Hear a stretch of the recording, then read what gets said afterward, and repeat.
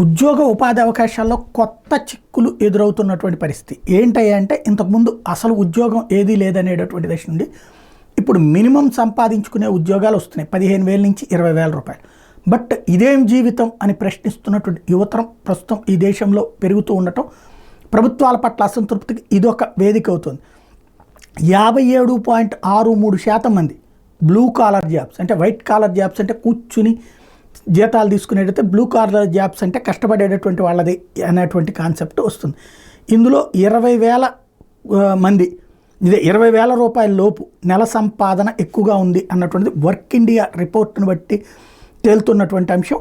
Hard working jobs అన్నటువంటిది క్రమంగా తగ్గిపోతున్నటువంటి పరిస్థితి అయితే ఇదే. ఈ వైట్ కాలర్ జాబ్స్ అయితే తగ్గుతూ ఉండటంతో హార్డ్ వర్కింగ్ జాబ్స్ అన్నటువంటి వైపుకి వెళ్తారా లేదా యువతరం అనేది చూడాలి.